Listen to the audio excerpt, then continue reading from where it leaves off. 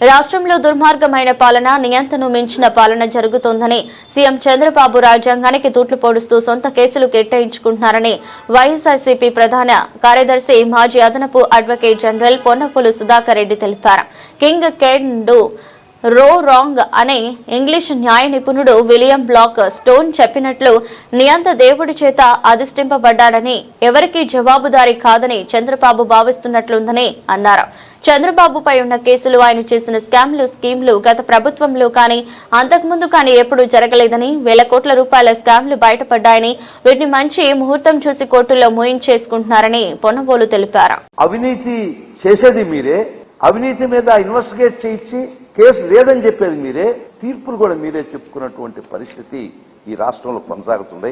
మీ అవినీతి చిట్టా ఇప్పితే inner ring road పేరుతో 21.30 కోట్లు స్కామ్ ఉందా లేదా, తర్వాత స్కిల్ డెవలప్మెంట్ కేసులో 371 కోట్లు మీరు అవినీతికి పాల్పడ్డారని సాక్ష్యాధారాలు ఉన్నాయా లేవా? అసలు బేసిక్ గా ఈ కేసులో పిఎంఎల్ఏ కూడా, ఈడీ కూడా ఇన్వాల్వ్ అయ్యి కొరవ ముద్దాయిల్ని అరెస్ట్ చేసినట్టు కాదా? ఎన్ఫోర్స్మెంట్ డైరెక్టరేట్ పిఎంఎల్ఏ చట్టాన్ని ఉపయోగించుకొని కొంతమంది ముద్దాయిల్ని, మీరు 37వ మంది ముద్దాయి, ఈ కేసులో ముద్దాయిల్ని కొంతమంది అరెస్ట్ చేసి జైలుకి కూడా పంపించున్నారు కూడా, మీతో కూడా ఈడీ కూడా ఇన్వాల్వ్ అయ్యి ఉంది కదా. గౌరవ సుప్రీంకోర్టు దగ్గర క్వాష్ పిటిషన్ పెండింగ్ ఉంది కదా. ఈ పరిస్థితుల్లో మీరు వేసిన పిటిషన్, దానికి అదే ప్రభుత్వం తరఫున సిఐడి సిట్ చేసినటువంటి కౌంటర్లు ఉంటాయి కదా, దానిలో ఏం చెప్పబడినుంది, మొత్తం సాక్ష్యాలు మీరు దానిలో పొందుపరుచున్నారా లేదా? ఈ రోజు ఇక్కడికొచ్చి మీరు సాక్ష్యాలు లేవని చెప్పి మిస్టేక్ ఆఫ్ ఫ్యాక్ట్ కింద కొట్టేయడం అనేది పరమ దుర్మార్గమైన చర్య. ఖచ్చితంగా ఇవి ఈరోజు కేసు కొట్టించుకున్నామని మీరు సంతోషపడవచ్చు. దేశంలో అత్యున్నతమైన న్యాయస్థానం ముందుకు తీసుకుపోతాం.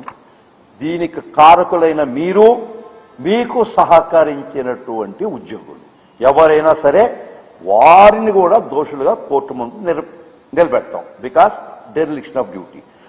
ఒక్క స్కామ్ ఏందని ప్రతి కేసు 5-6 కేసెస్ ఈ ఒక్క నెలలో మీరు కొట్టించుకున్నారా లేదా?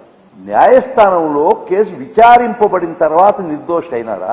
విచారణకు ముందే మీ అధికార బలాన్ని వాడుకొని అదే సిఐడి చేత రెఫర్ ఛార్జ్ షీట్లు ఇచ్చుకొని, ఏ సిఐడి అయితే సాక్ష్యాలు మీ మీద సేకరించిందో, భద్రపరిచిందో, అదే సిఐడి చేత కళ్ళు మూసి వారి చేత కోర్టులో రెఫర్ ఛార్జ్ షీట్ ఇచ్చేసి మీరు పవిత్రులు అయిపోయినారు.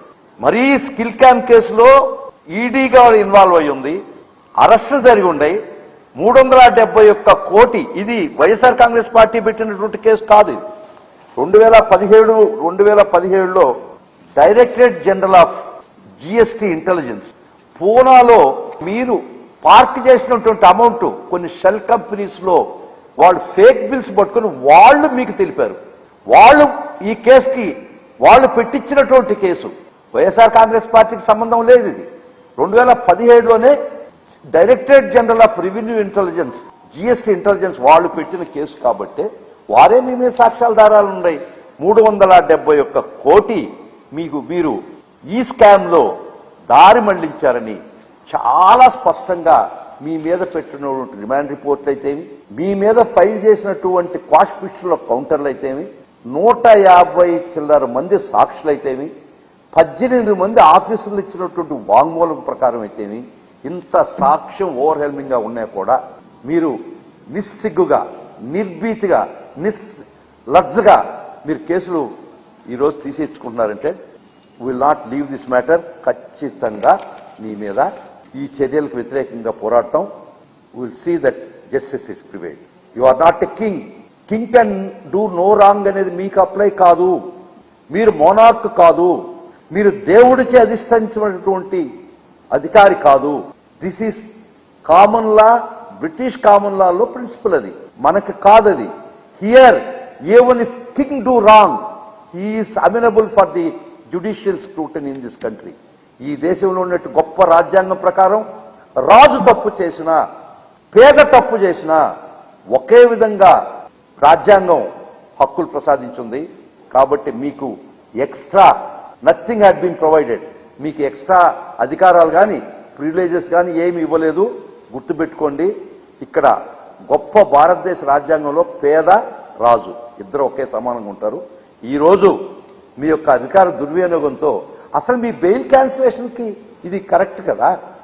మీకు బెయిల్ ఇచ్చిన కండిషను, మెడికల్ బెయిల్ ఇచ్చిన కండిషను, తర్వాత బెయిల్లో సాక్షులను ప్రభావితం చేయడానికి లేదు. ఆ కండిషన్ ఉందా లేదా?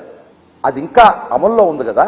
ఈ రోజు సాక్షులే కాదు కదా, సాక్షులను ప్రభావితం చేసి, వ్యవస్థను ప్రభావితం చేసి మీ మీద మీరు కేసు కొట్టేయించుకుంటే అసలు మీ బెయిల్ క్యాన్సిలేషన్ కూడా చాలా అవకాశాలు ఉన్నాయి. ఆ విధంగా కూడా మేము